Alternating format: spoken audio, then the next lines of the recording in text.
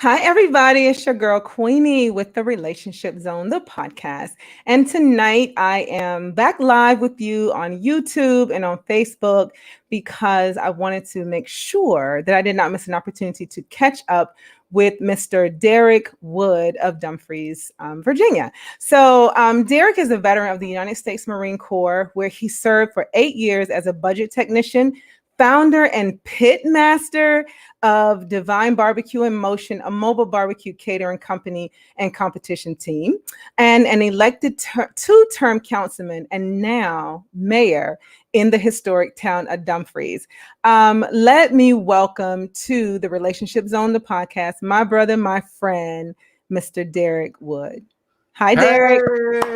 Hey, wow. Thank you for that beautiful introduction. I was sitting backstage like, who is this wonderful guy that you're describing with all Right. of this fire on his chest?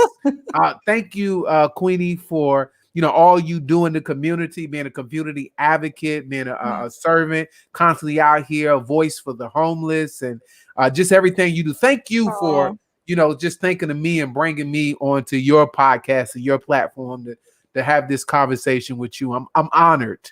Absolutely. No, I am honored. I have been wanting to get you back to the podcast. You know, you used to support us when we were Bar Talks, the podcast.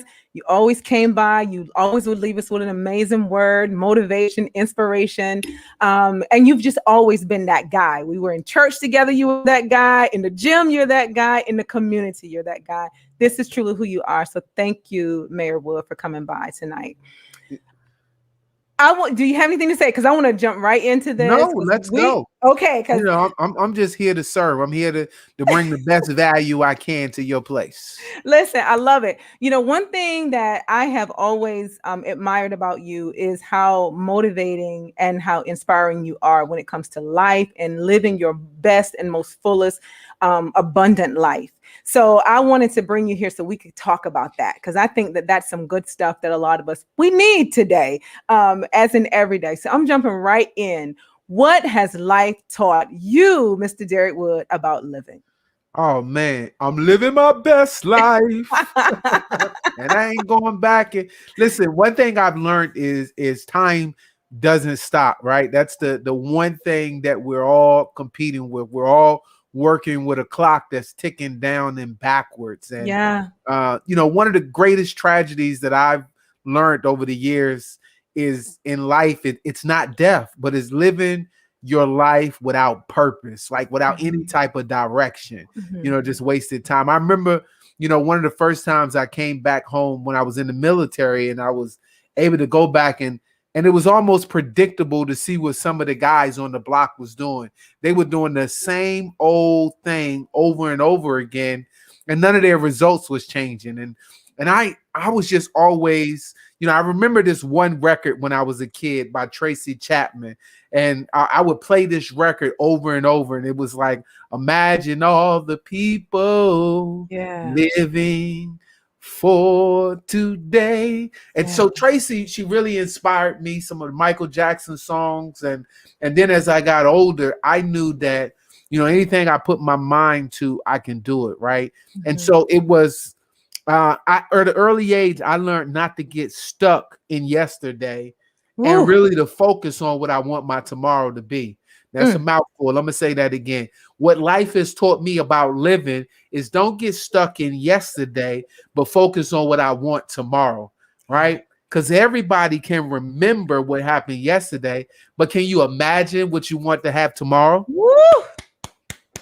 Yeah, so the biggest lesson I've learned to really live a happier, more fulfilling life is you got to let go, let God, and continue to move forward. Because a lot of people, and honestly, and I think I've helped some people with this advice too, because the one of the true cures to depression, anxiety, is worry.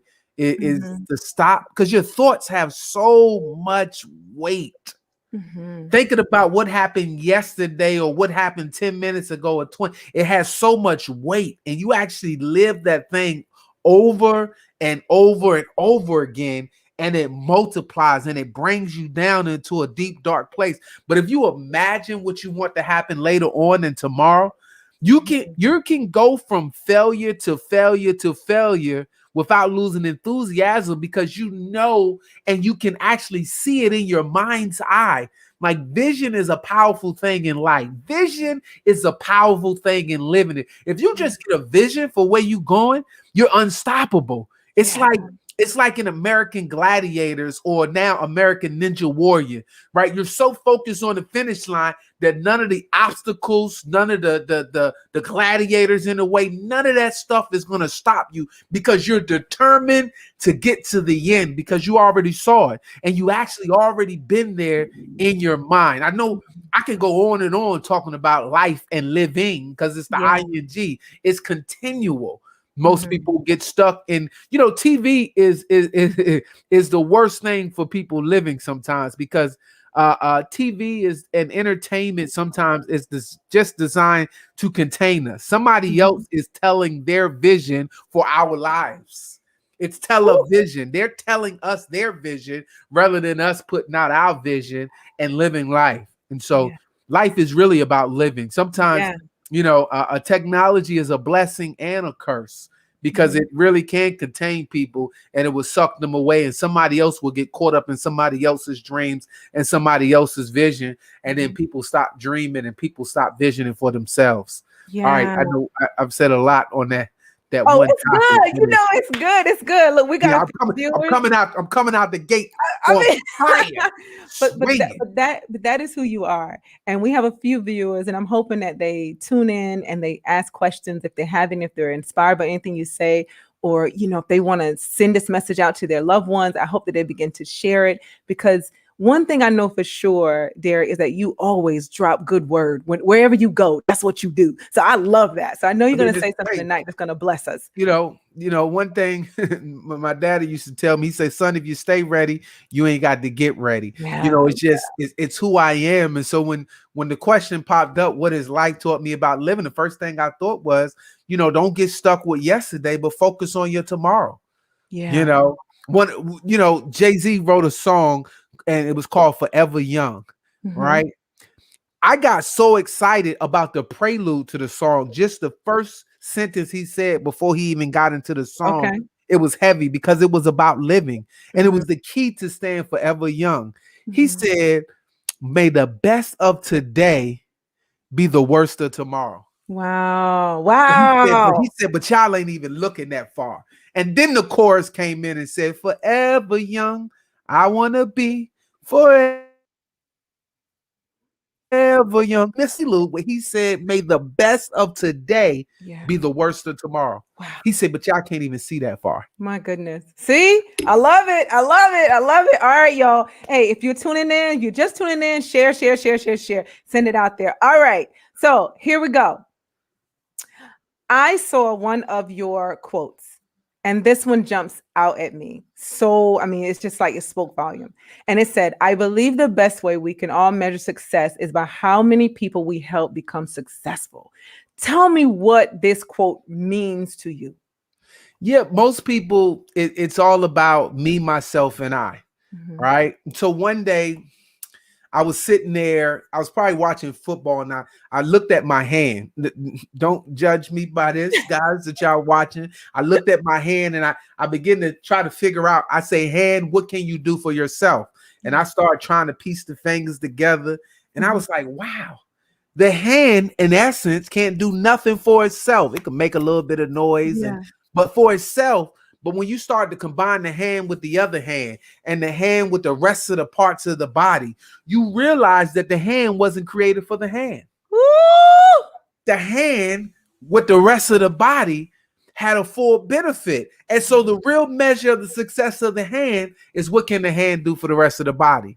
Meaning we have gifts and talents. Ultimately, we wasn't like, you never get a gift to just keep it. I don't know. Some people buy gifts for themselves now, but Yeah. gifts, ultimately, the purpose of a gift was to buy it and to give it away. Like God has given us all unique gifts and talents, not just to keep for ourselves, but to go out to be a blessing to others. Like my prayer every day is, God bless me so I can go out and be a blessing to somebody else, right? And ultimately, we're like a candle, and God lit us with a flame, and it's our job to go out and light everybody else's candle and to be able to spark them and to be able to ignite them into their purpose, into their gifting, right? Because trapped inside of every follower is a hidden leader.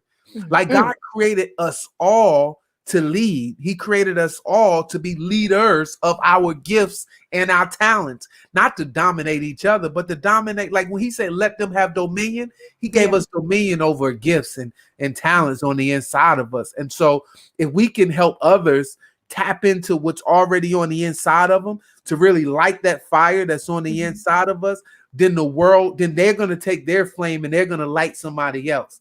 Right. And so the true measure of your success is how many other people you help really ignite their success. And, with the type of ministry that you're doing and you're able to bring people who at a broken place. I remember the young brother who we used to go visit out in the woods, and he had the nice little bar and his kids. And I remember the celebration from the day he got out the woods and he got his own apartment. And so it was a celebration to see of years. I mean, people don't see this. They don't see the years of just going in and the seed planting and the ministry and talking to these people in the woods. And, really, because it takes time to get people out of that mentality that they're in. That's right. You think about it. Harriet Tubman said, I freed over 1,000 slaves. She said, but that's not my biggest joy. I'm frustrated because I could have freed 1,000 more, except they didn't know that they were slaves. They didn't know. So, sometimes our mind and our programming, we don't see what's there, but we see what we've been programmed to do, which that's why it's important to have podcasts like this, the Relationship Zone, reminding people that they can do all things, that they can see beyond where they're at, that they can be more than who they already are. They can have all that they want to have, and they can do more than what they're currently doing. Look at you. Woo!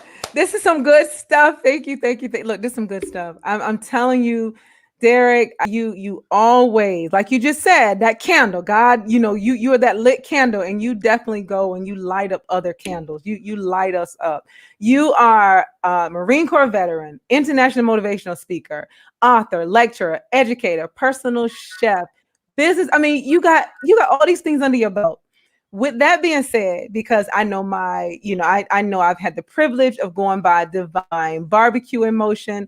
I know your family. I think all of them are wonderful and great, but I want to know what inspired you to create this amazing barbecue eatery with everything else that you got going on. What inspired you to do this?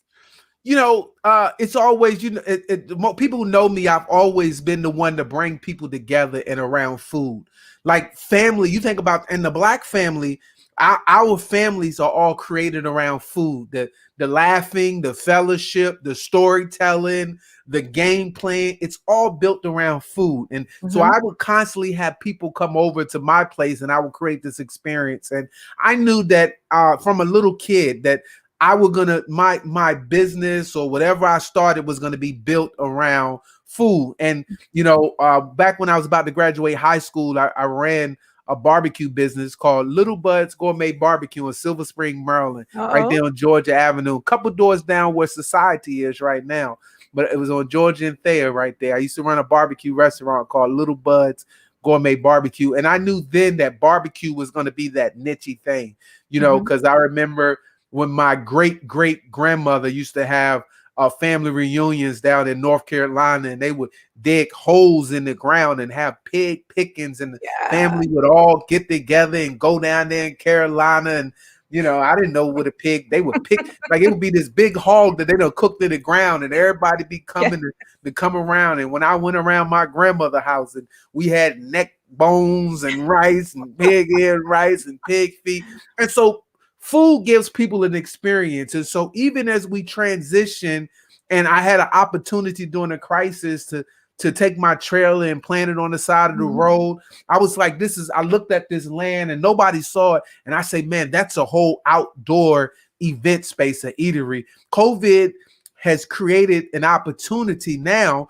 for people to get back outdoors into the great outdoors and to reconnect and to get back to it. And so, it was something that I was already naturally doing. And I just built what was natural to me. And I figured that if I'm inspired to eat, others will be inspired to eat, and just to continue to bring that together. And now I'm going to look to really put some systems in place, because I think roadside outdoor barbecue eatery is something that can be duplicated from city to city, from town to town. And so I'm going to be creating some opportunities to do that as well. Well, you know what? You have found that niche market and definitely tapped into it all the way right here. Because a lot of people be talking about your barbecue, and my daughter loves your macaroni and cheese. So my dad, when he was living with me, he called it ooey gooey, hot and chewy. He's like, give me some of that ooey gooey, son.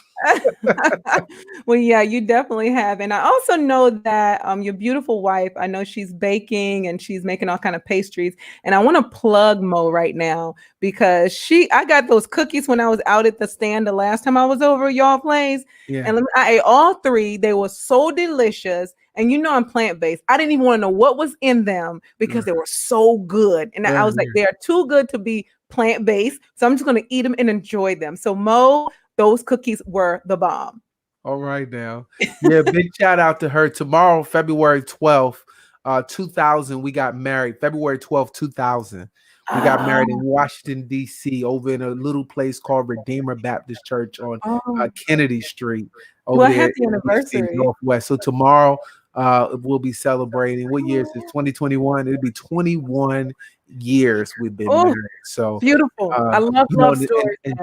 Yeah, and the secret to that, I tell people, people always, and I know you didn't ask this question, but I tell people always ask, what's the secret? Every day you got to get up and choose that you guys want to be together. You guys got to want to work things out, right? And so that's really the magic. People don't understand. Love ultimately is a choice. You get to choose who you love. And for God so loved the world, he gave. Right. And so love is not about getting, or not what I didn't get this, but love is all about what did you give in this thing. So if people just get that one thing, the difference between love and lust is the give or the get. Wow. Yeah. So if you get stuck in, it's all about what can you get. People in singles, you guys, sometimes you get stuck because you always looking at what you can get from a relationship, but what is it that you can give in a relationship, and understand the functions of a male-female relationship and how we were designed to function and create. A woman is a womb, man, she's a receiver.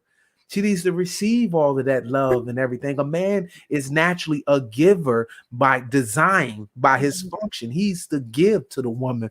Listen, I didn't come to preach about relationships, but hey, that's okay. Hey, listen, let me tell you something. This is the love season. This is the relationship zone. We talk about love, life, and all things relationship. So trust me, it is all good. So if I can help them see love and lust in a whole different light, then I think that'll help some people. Just two words, love and lust. And the difference is one gives and one gets.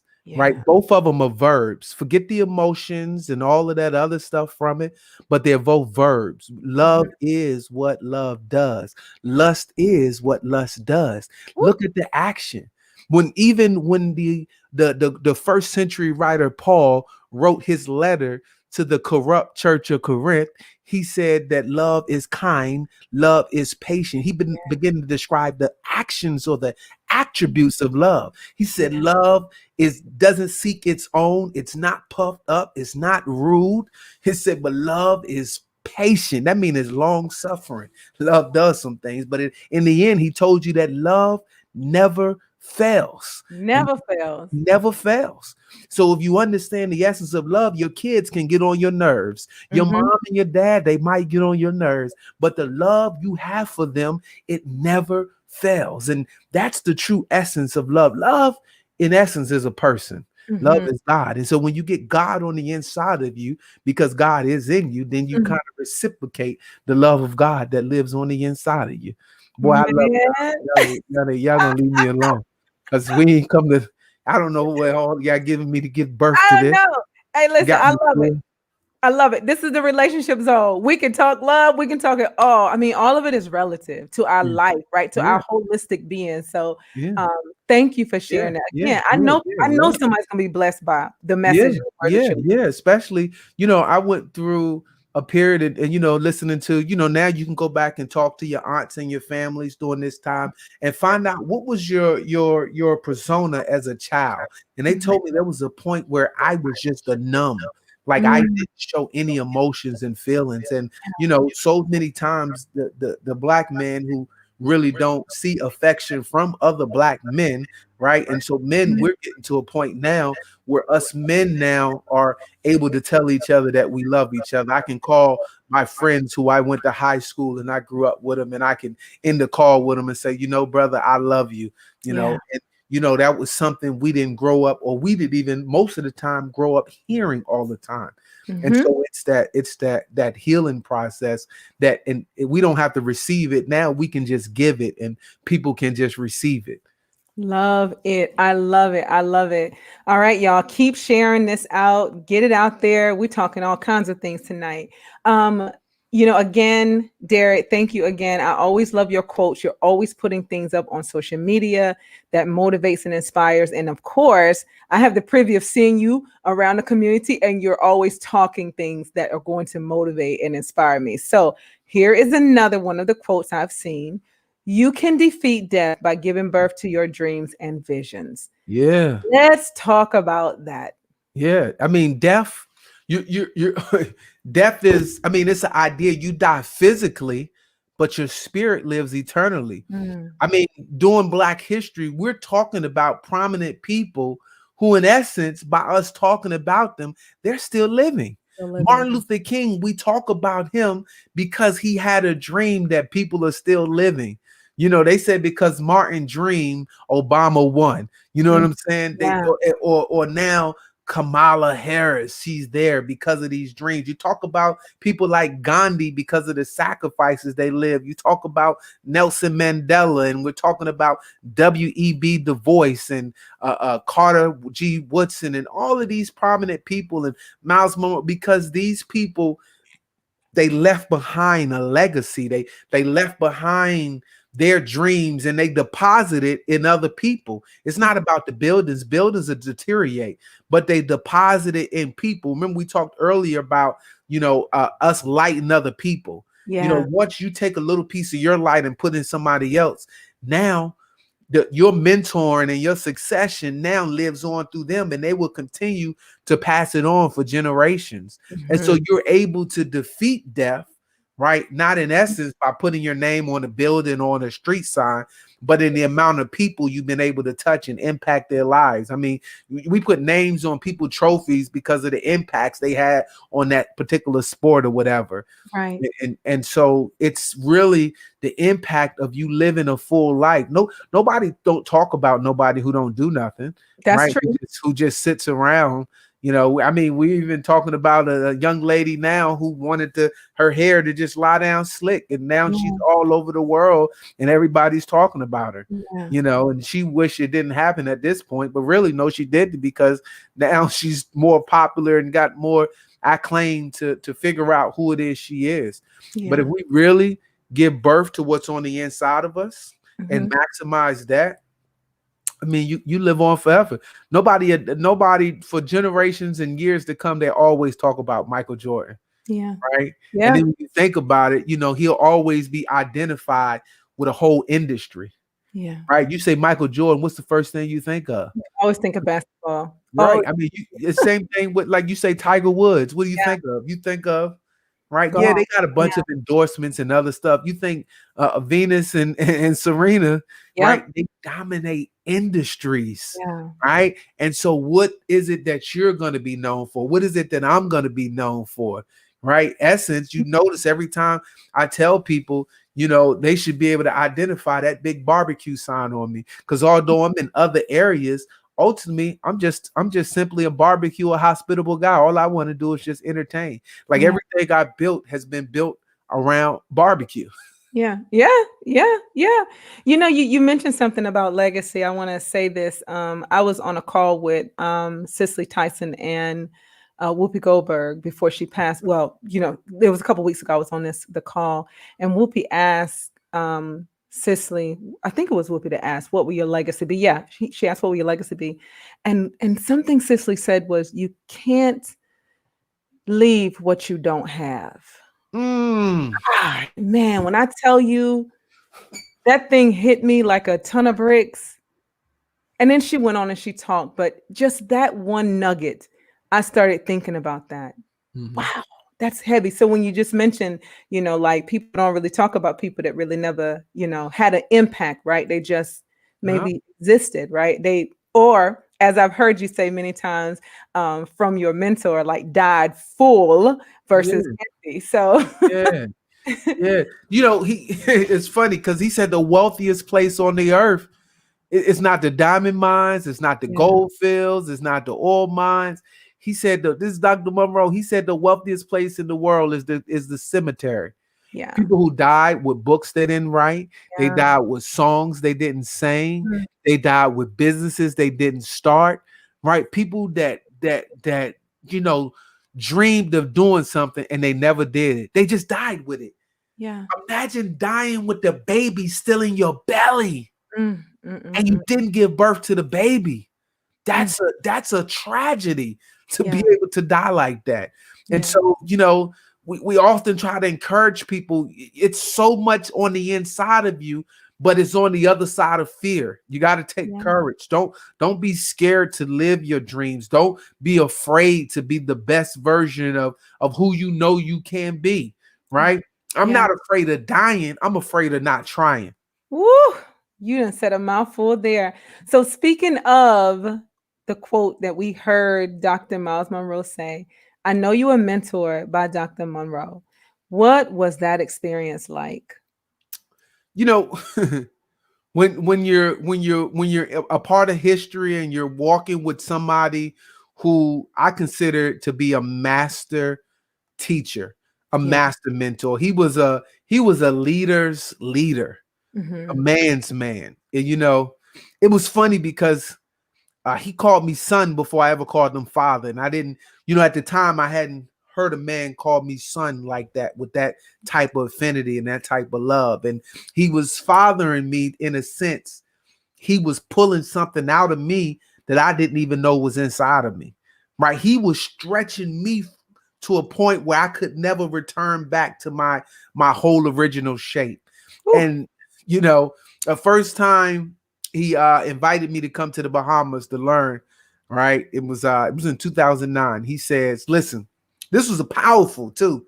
It was in May. He wanted me to come in August. Mhm. He didn't know what my circumstance was, none of that, what I was going through. He said, before you answer about coming to the Bahamas, he said, just make a decision. He Mm, said, all your resources are going to be attracted to the decision that you make. mm, mm, So, so I said yes, right? Now, mm. how, now at the time, you needed passports. This because the rule had changed. I didn't even have a passport. I had to get passports for me and Yeah. my wife. I had to get funding, plane ticket, and all of that. And when you say it was a step of faith, and it all came together, and ended up being mentoring for him from that time until he passed away, Mhm. and to be able to sit on it, it's funny because he came when I first got elected. When I told him I was running, he laughed. I remember I had lost the job, and I used the language that he loved. I said, I was deployed. He laughed. He said, "Just about time." Right? Because your employment is sometimes stopping you from being deployed into Yeah, your gifts. to your destiny and your gifts. Yeah. And so he came right like 2 weeks after I got elected. He came to Grace. He dedicated the building that Grace Church is in. He stood in front of the other mayor in the middle of his teaching, and he said, "Yeah, my son Derrick is going to be the mayor of the place." At the Oh, time, I didn't even know that if I wanted to be in politics. What is he talking about? I'm going to be the mayor, right? And I'm a little shooken and taken aback by it. Like, I'm gonna be the mayor, right? I just got elected as the council person here. Councilman. Like, what do you like? But he saw like me sitting under him and touching. Like, he was like, his mind was just like, nope, he saw it. He's like, you gonna get in a position. And I'm going, because now at this point, I'm getting exposed. I'm going to the Bahamas. He used to do a global leadership conference that he would do every November. The International Third World Leaders Association, it was called.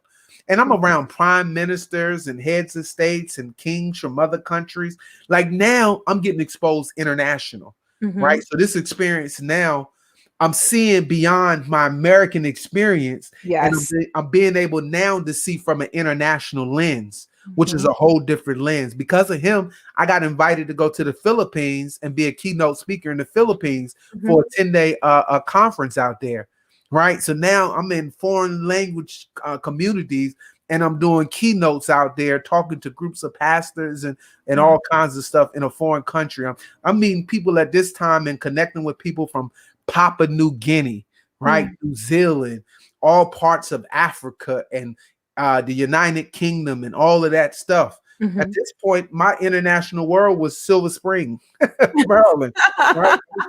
That was my international, but he exposed me on an international level. And that's what a good mentor going to do. A mentor is going to expose you to his world, because if you was to get exposed to that world on your own, you wouldn't be ready for it. That's right. Right. So he's going to kind of pull you in.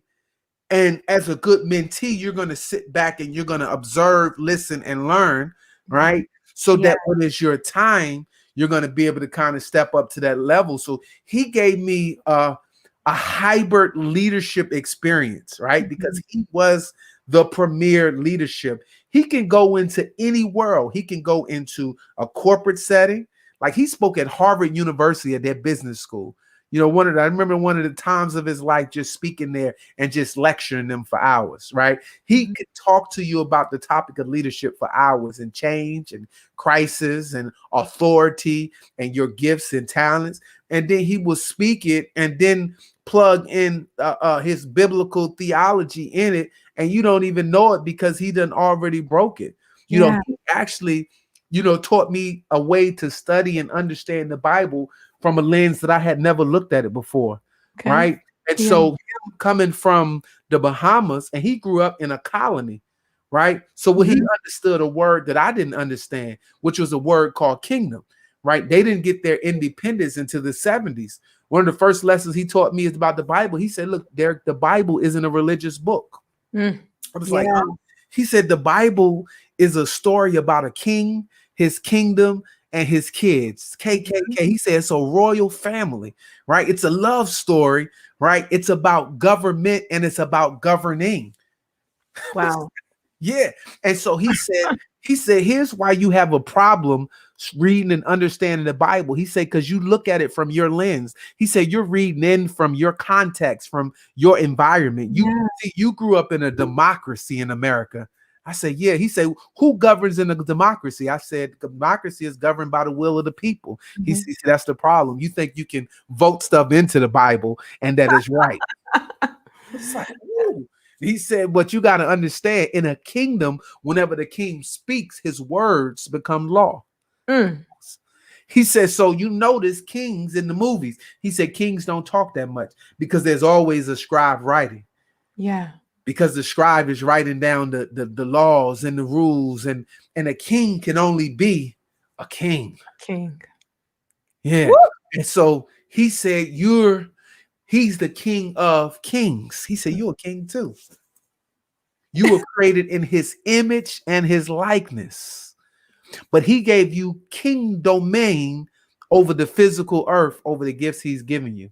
And we can spend the next few hours just talking about what a gift and a talent Dr. Miles Monroe was to this world, to be able to walk. First time when I took my wife to the Bahamas, and I took him up to meet the two of us.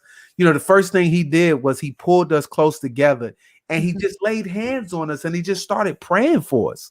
Like, who Like, who are you, man? That you just pull us together and immediately you just start praying for us and where we're going in the direction. Like, we didn't even, it was just unsolicited, nothing. It was just very pure. It was just who he was. Yeah. You Yeah. know, it was just the type of man. He was the type of man that just took the time.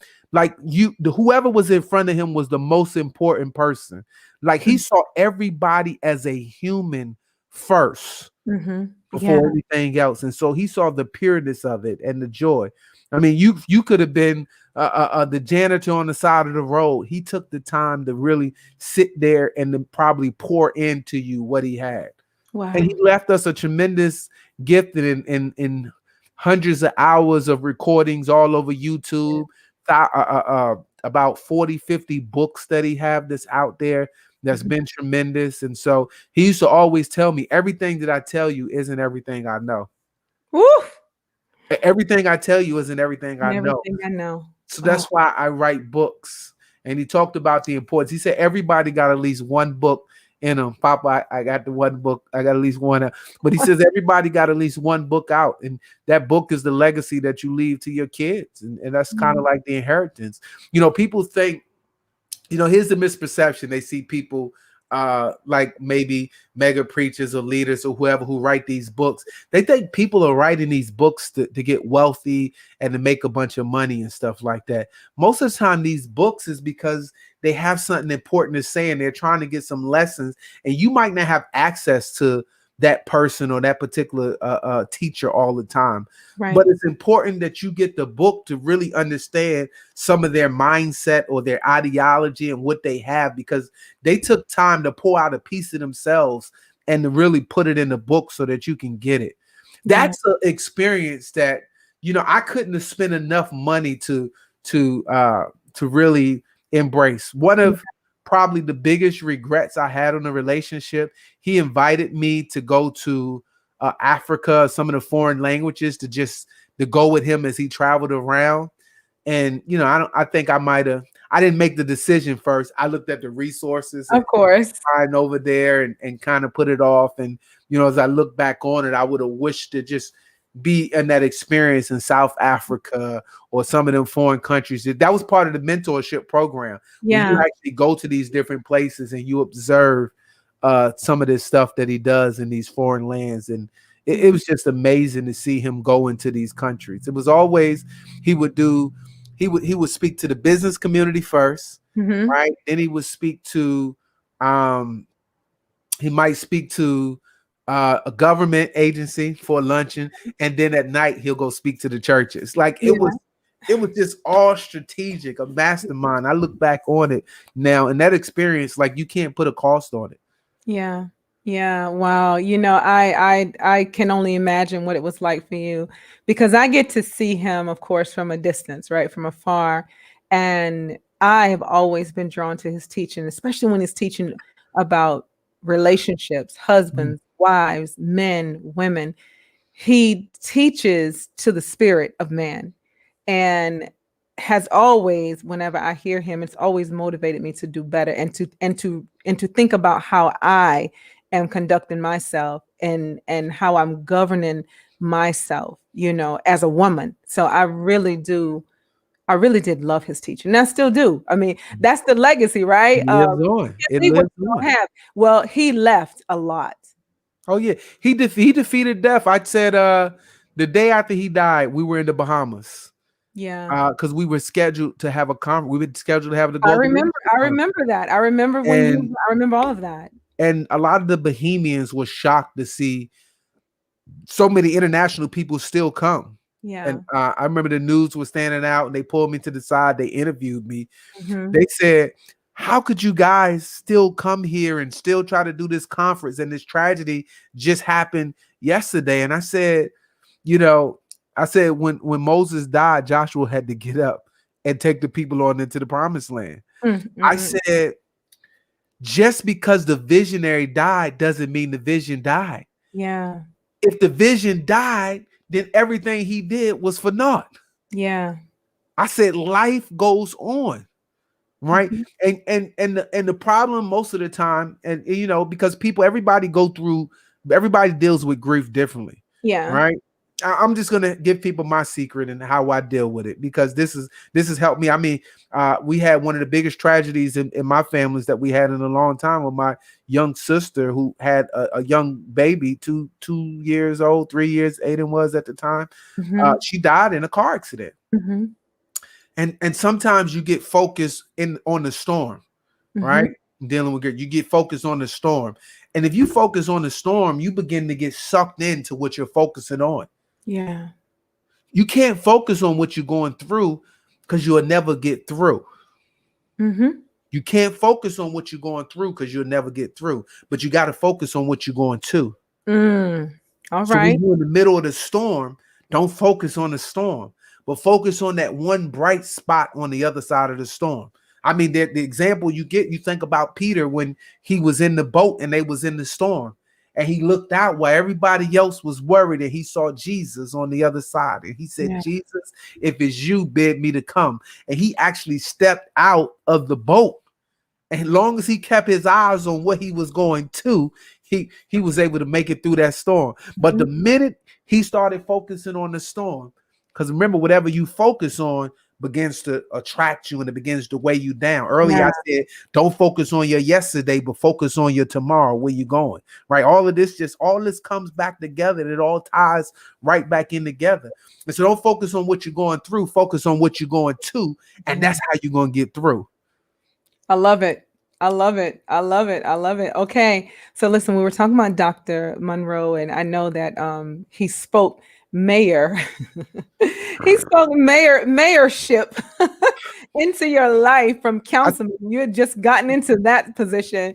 So Mayor Wood, Mhm. your Yeah. road into politics, what has that experience taught you? Man, first of all, it taught me God got a sense of humor,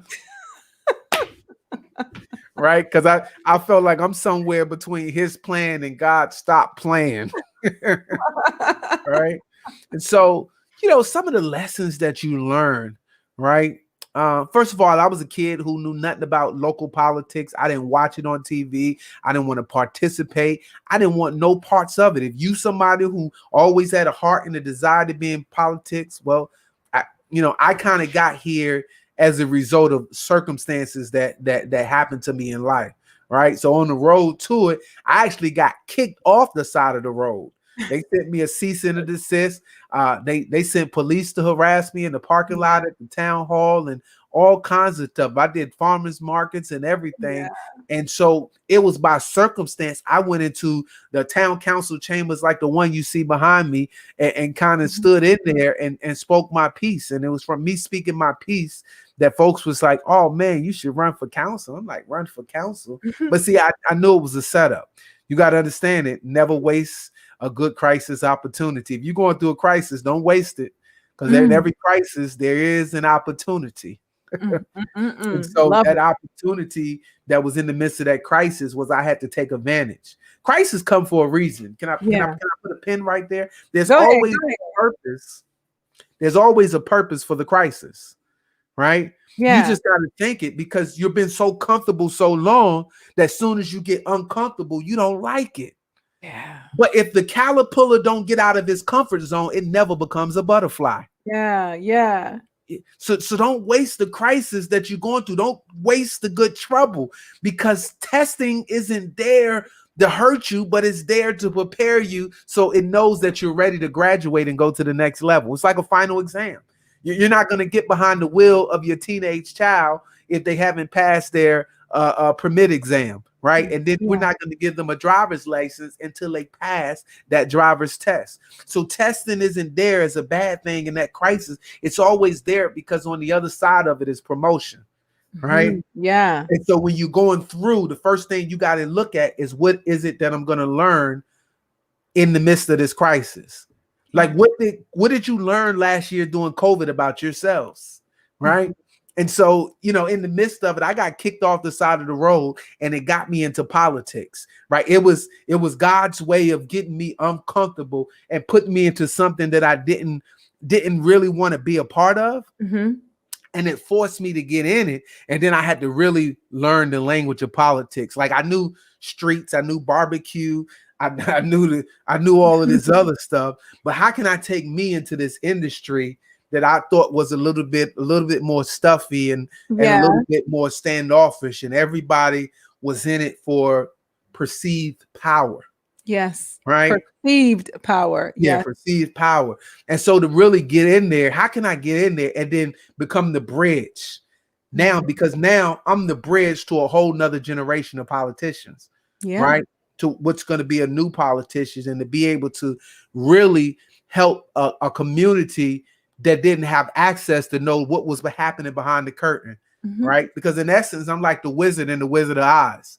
You know, when you come down the yellow brick road and you need something done and you look behind the curtain, I'm the wizard now. Yeah. Yeah. Right. Yeah. Let me ask you real quick. Now, you are the mayor in a town here in Prince William County. How old were you when you became a mayor?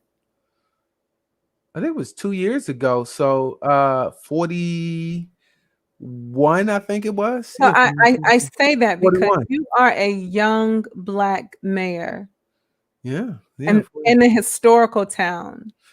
That is history in itself. Yeah. I guess you could say I'm the youngest Black mayor The they had. yeah, for sure.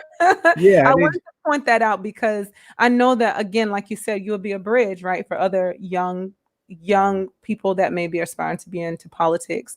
And so I want them to see that you can do it in your youth.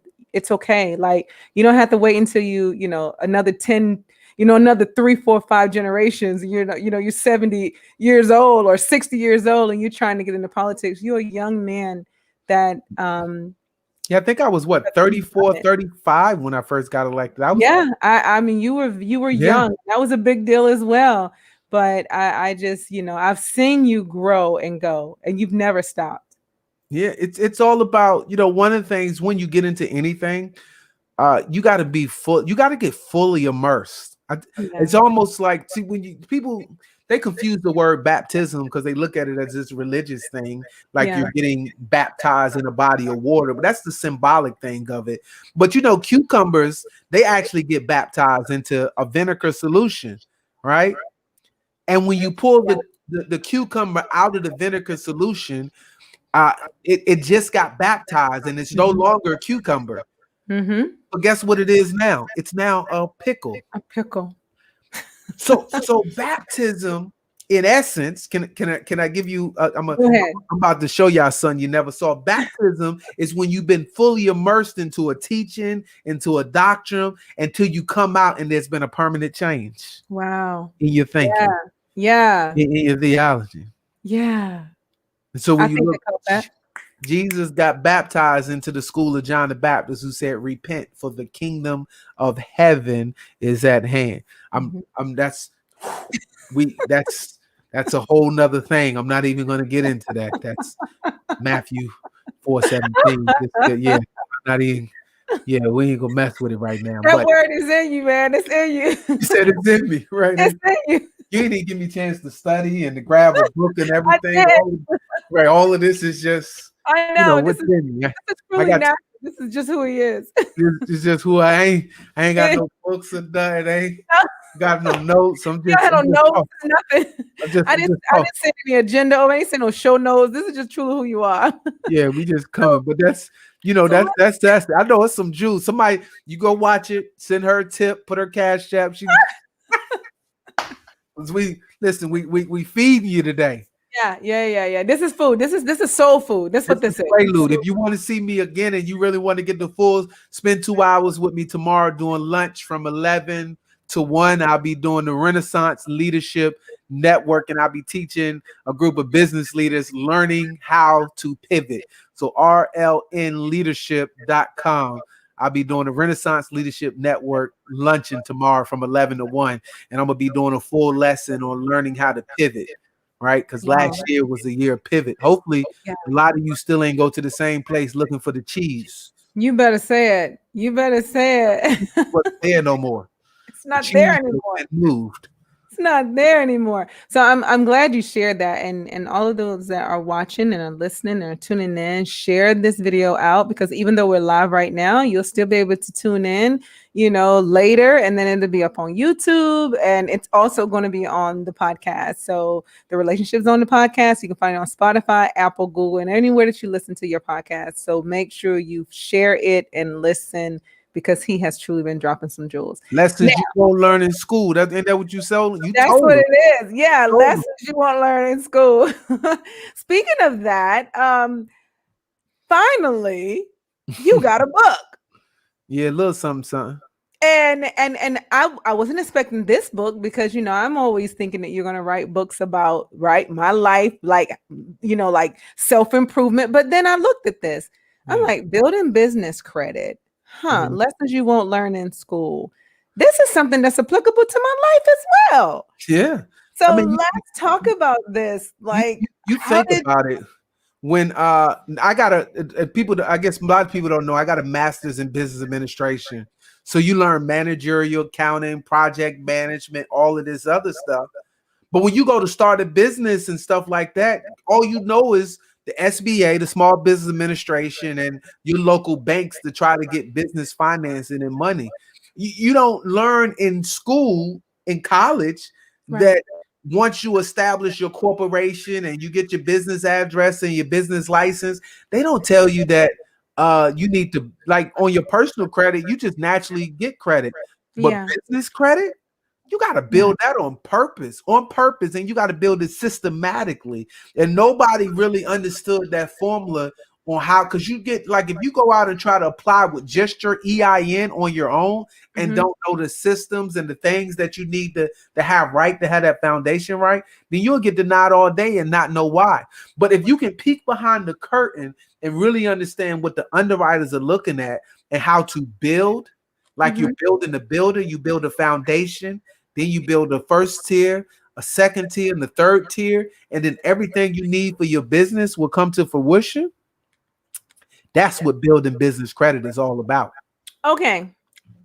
So let's talk about this. Okay. One thing I saw on your page, you can build business credit without a social security number. Yeah. How? Yeah. So, or do I have to buy the book? Because I'm going to buy the book because I know it's out on Amazon. Yeah, but I tell folks, because your social security number is tracked to you personally. So you need to go to irs.gov, get you an EIN once you set up your business corporation. Your EIN is separate from you. Okay. So now you systematically start building on your EIN.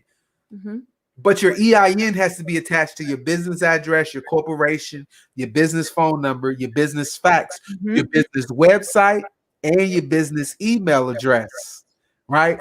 So remember I said that you got to build it, right? So that you don't need it. It's separate of you. Now this business has its own separate identity away from you, your employment identification number. Yeah. Right. So now if you start building this on purpose, in 6 months, you can be able to get all the business credit that you want if you systematically build it with the steps that we have outlined.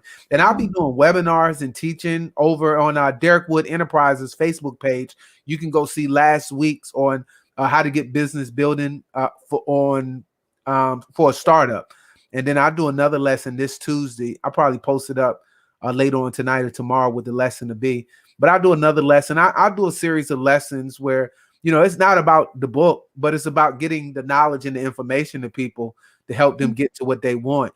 I even, we're working on, and I got a platform now where people can go bbcreditclass.com. They can put their information. There's a free 4-step download. And I also have, for people who don't mind spending money to actually walk through all the steps, we can walk them through some software that shows them, here's tier 1, here's tier 2, here's tier, and they can actually check it off, the phone numbers, what the requirements are, and all of that. Now that's a whole class, and that costs a little bit of money because we got to pay for the platform and the software and all of that other stuff. But once you come out of the class, you're secure all of the credit and everything that you need and that you want. But those who just want the free stuff, I give it to them on Derrick Wood Enterprise. But the people who want to really dive in and spend 6 months of learning and going through the process, we can do that as well too. Awesome, awesome, Derrick. Okay. I know it's about that time that we wrap this up, but I cannot go without giving you an opportunity to share with us any upcoming projects. How can people find you on social media? All of that good stuff, because after tonight, they're gonna go looking for you. So we need to make it easy for them. Yeah, I mean, I'm on Instagram. I'm on Facebook. Mayor Derrick Wood on Instagram. Also, my BBQ man on Instagram. I also have Derrick Consults, Derrick Wood Enterprises. My website is derrickwood.com. No, Okay. it's just derrickwood.com. You'll see a lot of the feed up there, and I think you'll be able to connect. Tomorrow, like I said, I'm speaking at Renaissance Leadership Network, Mm-hmm. rlnleadership.com. I think that was the website. You can tune in tomorrow, learn how to pivot. Next week, I'm speaking at the Northern Virginia Black Chamber of Commerce. All right. Yeah, so the Northern Virginia Black Chamber of Commerce. I'll be speaking there on Tuesdays at 9 a.m. I'll be doing 1-hour webinars, talking and taking questions on building business credit. You can get the book Building Business Credit on Amazon. I'm actually working on another book now. Look, Tyler Perry has given us a blueprint on how to get things done. You are if right. if you just turn the TV off and put stuff out, create content. We're natural. See, you're either a consumer or you're a producer. Yeah. Yeah.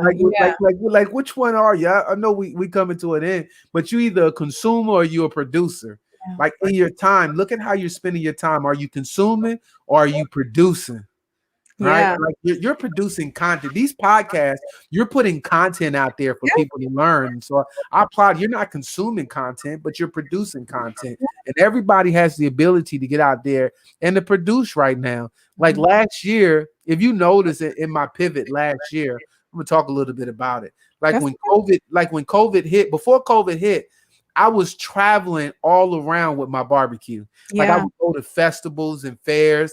I had to get up and take my barbecue to different government office buildings for lunch 3 days out of the week. And then on the weekends, I would have to prepare for these big festivals. Well, the world shut down last year.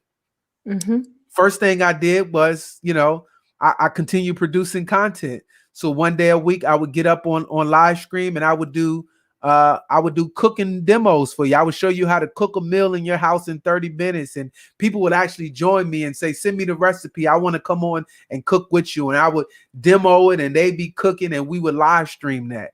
Right. Yeah. And then I did Spotlight Dumfries. I would begin to spotlight the staff that we had working around Dumfries, and I would spotlight the different business owners, right? I was producing, and then at the same time, I started building this location that we in now and the outside and begin to cast the vision to take this place to the next level. And so in the midst of it, I kept producing until we got what we won. When we look back, we was like, whoa, look at how far we came.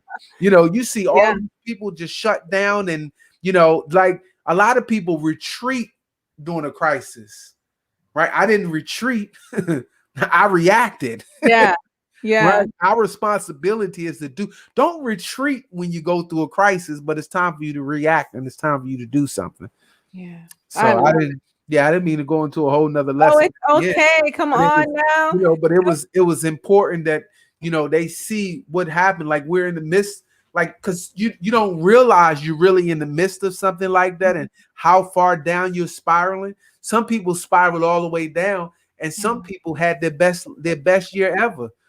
Some people had Barack Obama on their show and opened up. Like some people, had their best year and was able to negotiate some of their best deals because no money left the world, right?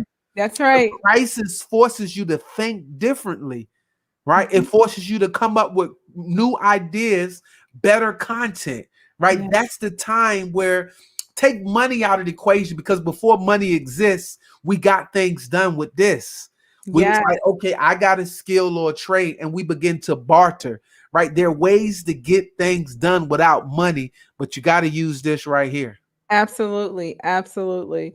And you know what? You're right. I saw you just you just continue to blossom during the middle of this pandemic. And you mentioned that some people had Barack Obama on their show. Of course, we both know that the amazing Ramunda Lark Young and Mahogany Bookstore had Barack swing by, swing by her book club, and We both actually got to celebrate on her birthday. oh my God. Yeah, it was so amazing. But listen, she actually is going to be stopping by the relationship zone in March. I'm super duper excited to bring Mahogany Bookstore to the show. So I want to make sure I plug her. Hello, Ramunda. We cannot wait to get you here. And you're right. A lot of people took this time in the middle, even in the middle of loss, they took this time to expand and to grow and to allow themselves to be stretched into something probably that they could have only imagined or even not ever imagined. But look where they are now. So um, it is possible. Mm-hmm. It is possible. Yeah. Derrick, Valentine's Day is coming up. So before I go, I know you're doing something for the lovers. I want to know what that is. And Yeah. where can So, people find whatever it is that you're doing for love? yeah. So if they go to barbecuelove.eventbrite.com, see, I got so much. Oh my God. Oh, is this BBQ? BBQ? Okay. bbqlove.eventbrite.com. At Divine BBQ, we've set up greenhouse dining huts. So if you want to Wow. have something intimate with somebody you love, we have a few time slots available for Valentine's Day. You can go up Okay. there and reserve your spot. Also, barbecuelove.eventbrite.com. Okay. Barbecue love. Let me get this right. Yeah, barbecuelove.eventbrite.com. Okay. Right. So if they hit that up, we also have a big tent area with little private tables that's Got it. also heated, decorated with the hearts, the love for people that want to come out. Maybe they want to bring out a little group or something.